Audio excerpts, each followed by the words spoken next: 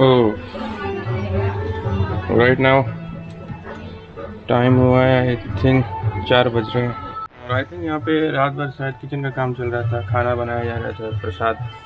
और मैं तो 2-3 घंटे बस सोया हूँगा और उसके बाद यहाँ से हम फिर से घर की तरफ निकलेंगे क्योंकि पूजा वहाँ पे संपन्न होगी।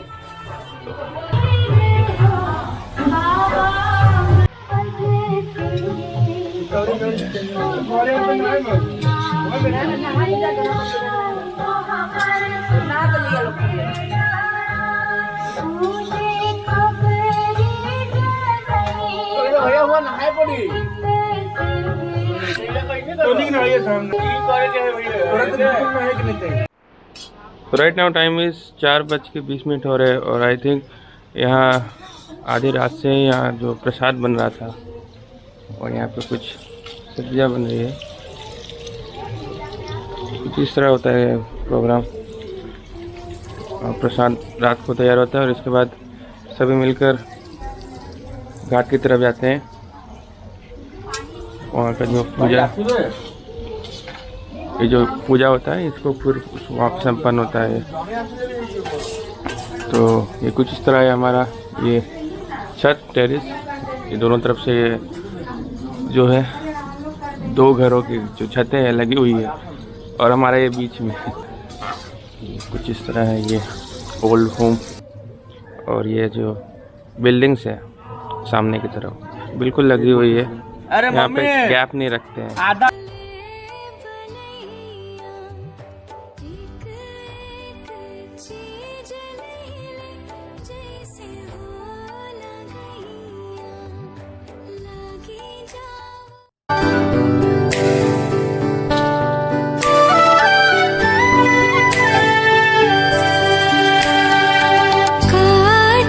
जय छठी मैया।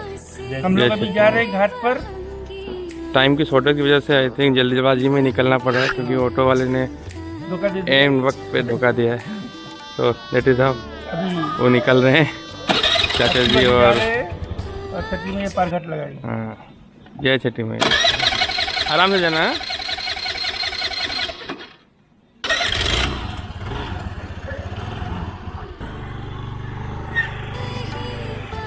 तो सुबह का वक्त है और हम फिर से वापस उसी ठिकाने में आ चुके हैं जहाँ पे शाम को पूजा हुई थी और अभी तक सनराइज तक नहीं हुआ है। हल्का हल्का लाइट और सामने बिल्कुल पूजा।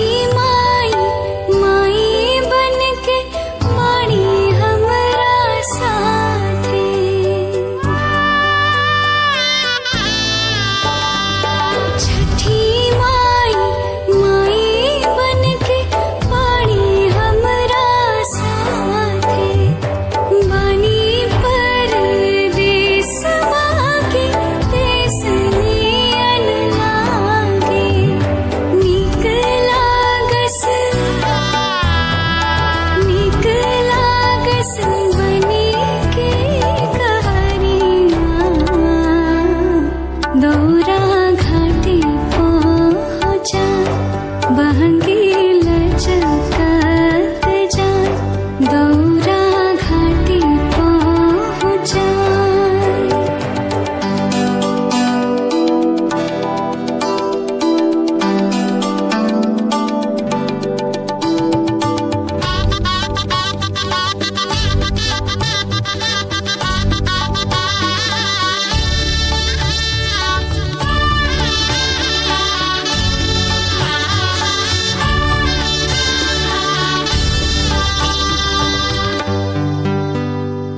हमरो सजन सब लिहले बनैया,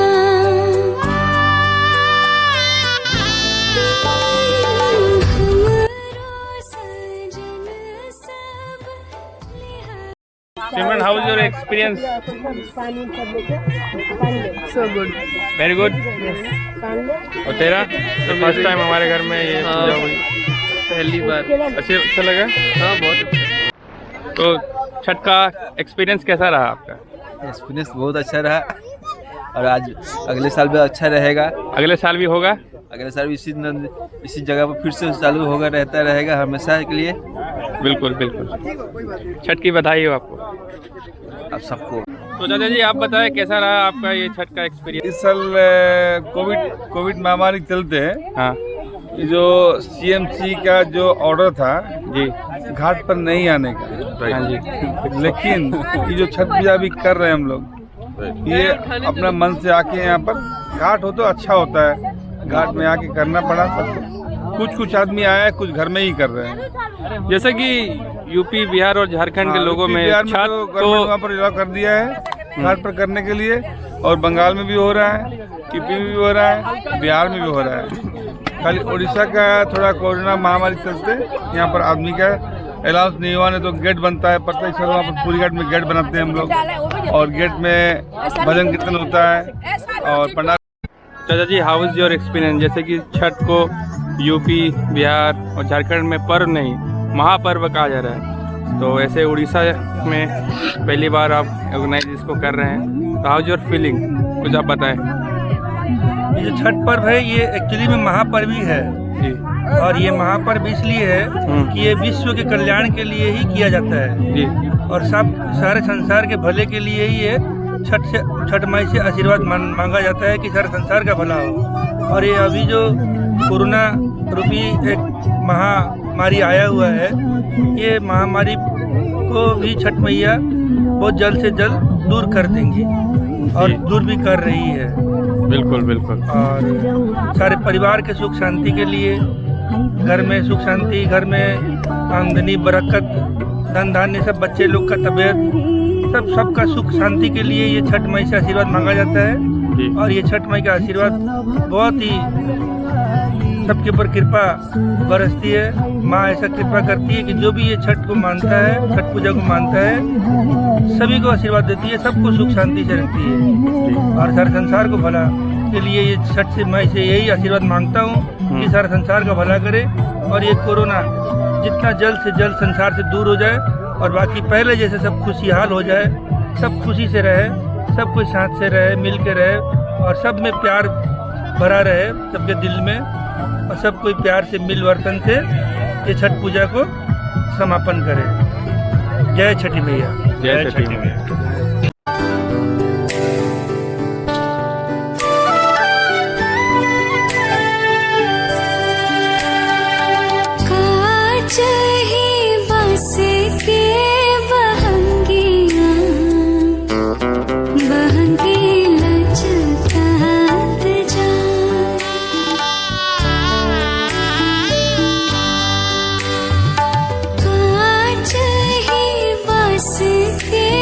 के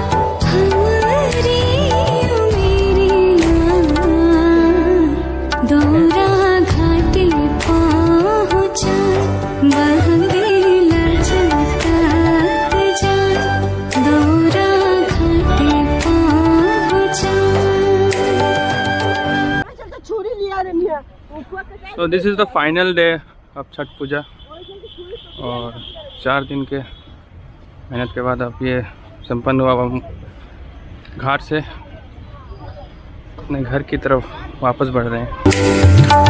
रिन्हीना बलम जी प्यारियाँ। बाबू दादी ऑटो बोली क्या 400 रुपये ली ही।